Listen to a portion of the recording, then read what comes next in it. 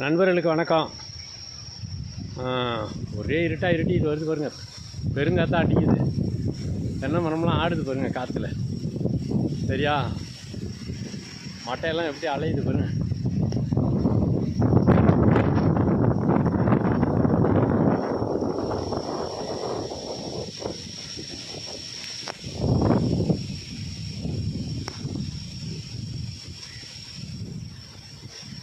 மழை இருட்டிக்கிட்டு வருது.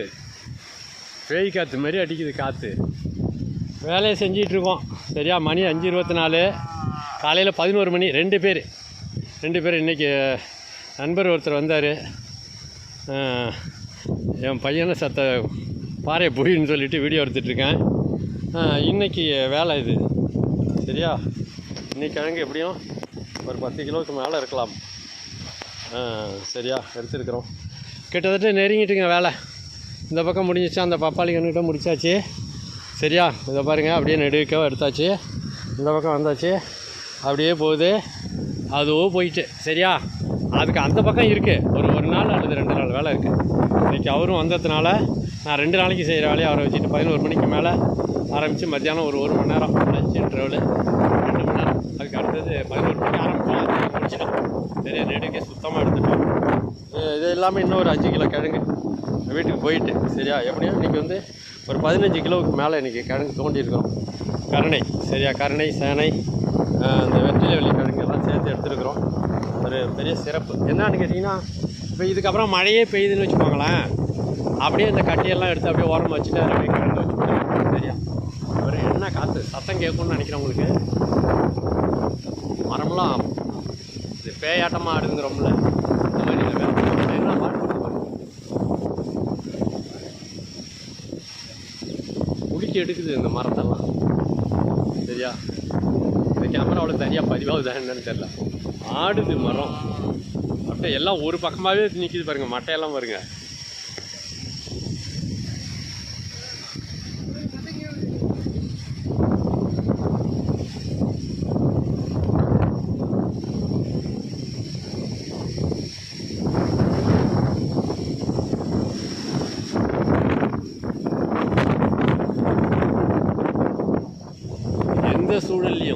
இந்த சூழலில் கூட செஞ்ச வேலை செஞ்சது தான். இதுக்குள்ள பலன் கண்டிப்பாக கிடைச்சே தீரும். மழை வந்தாலும் இடி வந்தாலும் நம்ம யாரை துணைக்கு சேர்த்துருக்குறோம்? மண்ணை துணைக்கு சேர்த்துருக்குறோம். எவ்வளவு மழை வந்தாலும் அவ்வளவு தாங்கிட்டு நிற்கும். அப்படியே இந்த கிழங்கு தோண்டலைன்னா என்ன ஆகிடுங்கிறீங்க? இதுக்கப்புறம் சொச்சம் அப்படியே திருப்பி அடுத்தது கிளம்பி வரும். விதையிலேருந்து விளைச்சல்லேருந்து விதை. அது வீணாகவே போகிறதில்ல, உழவன் வேலை மட்டும். சரியா, அப்படி ஒரு வேளாண்மை. சரியா, அறுவடையாக இருக்குல்ல, இந்த வயலில் நெல்லே கிடக்க அப்படியே மக்கிடுச்சுன்னு வச்சுக்கோங்க. அடுத்தது தண்ணி வந்தால் என்ன ஆகும்? கண்டிப்பாக அங்கங்கே அதில் நெல் முளைக்கும். சரியா, மீண்டும் உயிர் வரும். இந்த விதையிலேருந்து விளைச்சல்லேருந்து விதைங்கிறது உழவனுடைய மாபெரும் ஒரு இது. அப்புறம் இன்னொரு முக்கியமான விஷயம், இந்த உலகத்திலேயே மிக உயர்ந்த ஒரு பொருளை ஒருத்தன் உருவாக்க முடியும். எல்லாரும் அவங்ககிட்ட அந்த பொருளுக்காக வந்து நிற்கணும்னா அது என்ன மாதிரி பொருளாக இருக்குன்னு உங்களுக்கு தெரியுமா? உயிரையும் உடம்பையும் காப்பாற்றுற ஒரு பொருள் தான் இந்த உலகத்திலேயே ஆக சிறந்த பொருள். அந்த மாதிரி ஒரு பொருளை உருவாக்கணும்னு சொன்னால் அது உணவு அல்லது மருந்து.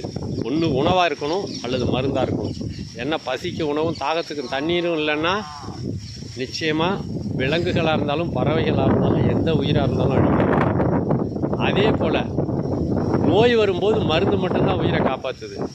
மருந்தாகவும் உணவாகவும் தயாரிக்கப்பட்ட ஒன்று தான் தமிழர் வேளாண்மை விளைபொருட்கள். அதுவும் கொஞ்சம் கொஞ்சமாக ஓய்வு நேரங்களில். நான் சொன்னல 10 நாள் 2 மணி நேரம் வேலை செஞ்சுருக்கிறேன். கிட்டத்தட்ட 100 கிலோ 150 கிலோவுக்கு மேலே கிழங்கே எடுத்துருக்கிறேன். இது ஒரு ஆண்டுக்கு உட்காந்து சாப்பிட்டாலும் சாப்பிட முடியாது. அது போலவே ஒரு ஏக்கரில் விளையிற நெல் அதாவது ஒரு 10 நாள் நடும்போது அறுக்கும்போது ஒரு 10 நாள், ஆண்டு முழுவதும் பல ஆண்டுகளாக காய்ச்சி கொட்டிக்கிட்டே இருக்குங்க. ஒன்றும் செய்யலை. வரப்புங்கிற ஒன்றை உயர்த்திருக்கிறேன். கண்ணு கட்டின வரைக்கும் பாருங்கள், இங்கெல்லாம் எதுவுமே வெறும் வரப்பு தான். இந்த வரப்புகளால் என்னங்க பயன்? இந்த பாருங்கள், கோடாக வரப்புகளுங்க. இந்த வரப்பால் ஒரு பைசா பிரயோஜனம் கிடையாது. ஆனால் இங்கேயும் வரப்பு இருக்குது. எங்கே இருக்குது? இங்கேயும் வரப்பு. அந்த மண்ணையே அள்ளி வரப்பாக போட்டிருக்குறோம், அவ்வளோதான். எவ்வளவு கிழங்கு, எவ்வளவு தேங்காய், எவ்வளவு மாங்காய், எவ்வளவு முருங்கைக்காய், எவ்வளவு வாழை. அதே மண்ணு தாங்க. இதோ அந்த பக்கம் கண்ணு கட்டின வரைக்கும் இருக்கிறதெல்லாம் வயல்வெளிகள். அங்கெல்லாம் எதுவுமே இல்லை பாருங்கள். வெறும் வயல் மண்ணு தான். அதே மண்ணை அள்ளி மேலே போட்டிருக்கிறேன், அதில் ஈரம் நிற்கிது, அவ்வளோதான். அவ்வளவும் விளைச்சலாக விளையுது, பல ஆண்டுகளுக்கு விளையுது. இந்த உண்மை புரிஞ்சிருச்சுன்னா போகிறோம். ஒவ்வொருத்தனும் உழவன் ஆயிடுவான்.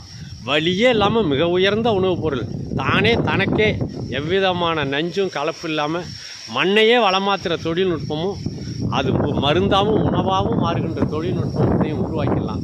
காற்றை பார்த்து அஞ்ச வேண்டாம், சரியா? காற்றை பார்த்து அச்சம் இல்லை, மழையை பார்த்து அச்சம் இல்லை, அடிக்கிற அனலை பார்த்து அச்சம் இல்லை. ஏன்? அவ்வளவையும் ஆள்றதுக்கு மண் ஒன்றே துணையாக நிற்கிது. வரப்போ உயர்த்திட்டா பெய்கிற அவ்வளோ நீரும் பல ஆண்டுகளுக்கு அப்படியே தான் நிற்கும். இது அடிக்குது காற்று, சாய்ச்சிருமா? அவ்வளோ இடைவெளி இருக்குது. கிழக்கிருந்து மேற்க போகிற வரப்புகளில் ஒன்று பின்னால் ஒன்றா நிற்கிது மரங்கள். என்ன பண்ண முடியும்? ஒன்றும் பண்ண முடியாது. ஏன்னா காற்று வந்து பூந்து இடையில பூந்து போகலாமே தவிர இந்த மரத்தில் ஒரு மட்டையை கூட பிடிங்கிட்டு போக முடியாது. அவ்வளோ வலுவான மரங்கள். ஏன்னா கீழே மண்கண்டம் அவ்வளோ கொடுத்துருக்குறோம். இந்த ஆண்டு மண் சேர்த்துருக்குறோம் பாருங்கள், காய்ந்த உலர்ந்த கட்டிகள். வாழை மரம் சிலது சாஞ்சுது காற்றுல, இருந்தாலும் அடுத்தது திருப்பி அதிலேருந்து திருப்பி வந்துடும். அதனால் அச்சம் இல்லை. முதல்ல மருந்தாகவும் உணவாகவும் தயாரிக்கக்கூடிய ஒரு பொருளை நீங்கள் தயாரிச்சிங்கன்னா இந்த உலகத்தில் இருக்கிற எல்லா தொழில் செய்கிறவனும் உங்களுக்கு அடிமையாக இருக்கும், சரியா? ஏன்னா அந்த பொருள் தான் அவனுக்கு அவனுடைய உயிரையும் உடம்பையும் காப்பாற்றுறதா இருக்கும், சரியா? இந்த அடிப்படையை புரிஞ்சுப்பாங்க.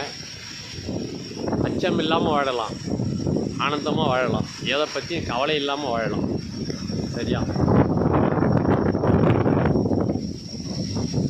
இன்றைக்கி தேதி 17/5/2024, நேரம் இப்போது 5:30. இருட்டிக்கிட்டு மானம் கொடுத்த போது நிச்சயமாக ஒரே வானம் எவ்வளோ கருங்கருங்களாக இருப்பாங்க. மழை வர்றதுக்கு தயாராக இருக்குது. அடர்த்தியான மேகங்கள், கருமேகங்கள், சரியா போயிட்டுருக்கு பாருங்க. சரி, நல்லது நண்பர்களே, மீண்டும் சந்திப்போம். மிக உயர்ந்த இந்த உலகத்தின் ஆகச்சிறந்த பொருள் என்னன்னு கேட்டிங்கன்னா உயிரையும் உடம்பையும் காப்பாற்றுறது. அது ஒன்று உணவாக இருக்கணும், பசிக்கு உணவும் தாகத்துக்கு தண்ணீர். இந்த ரெண்டும் இல்லைன்னாலும் உடம்பும் உயிரும் பாதிக்கும். அடுத்தது நோய் வந்தால் காப்பாற்றுறது மருந்து. அந்த மருந்தாகவே உணவை தயாரிக்கக்கூடிய தொழில்நுட்பம் அடங்கிய ஒன்று தமிழர் வேளாண்மை. ஏன்னா முழு இயற்கை.